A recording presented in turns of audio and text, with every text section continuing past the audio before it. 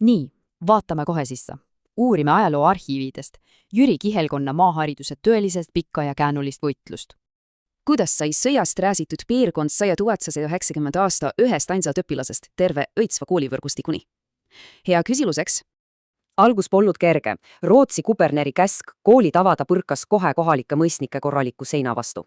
Kujutage ette pastor Kotsi frustratsiooni. Üksildane võitlus laste kooruste, rahapuuduse ja lõpuks isegi põhjasõjaga. Asjad hakkasid aga liikuma 1711 aastal. Tuli karm käsk, mõisnikud peavad talulastele koolimeistrit palkama. Tõeline läbimurre saabus 1713 uue ja energilise pastori Anton Toor Hellega, hariduselu sai täiesti uue hingamise. Tema töö kandis vilja. Aastaks 1721 avati lõpuks päris koolimaja, kus oli täpselt 45 õpilast. Siijuures kohaneti kiiresti. Algne raamatu puudus ununes kohe, kui kohale jõudsid täiesti uued aabitsed ja katekismused. Uskamatu, aga Helle kasvatas isegi kirikukoori.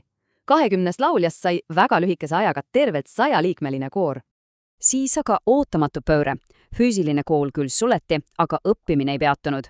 Lapsed õpetasid üksteist kodudes. Ja pange nüüd tähele, aastaks 1726 oskas Jüri Kihelkonnas vabalt lugeda juba lausa 200 last. 1804. aasta reeglid muutsid absoluutselt kõike. Talulastele ei õpetatud enam vaid lugemist, lisandusid matemaatika ja geograafia. Kujutate ette, 1822. aastal loodi rändeõpetajate amet. Nad käisidki ukselt uksele ja kontrollisid laste lugemisoskust. Just nimelt kohalikud lihtsad talupojad võtsid initsiatiivi.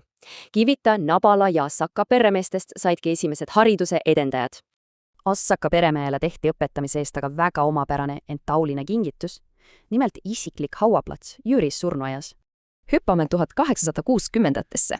Nüüd on haridus juba kohustuslik ja talupojad juhivad oma kooliasju täiesti iseseisvalt. Aastaks 1863 toimis juba päris korralik koolivõrk. Ainuksi Gustav Kraimanni käe all Jüris õppis 23 last. See polnud aga lõpp. Kuigi 19. sajandil algas hirmus venestamine, kaitsesid kohalikud oma loodud eestikeelset kooli vapralt. Kogu see sajandite pikkune võitlus lõi meie koolivõrgu. Kuidas peaksime meie seda raskelt kätte võidetud haridust täna hindama?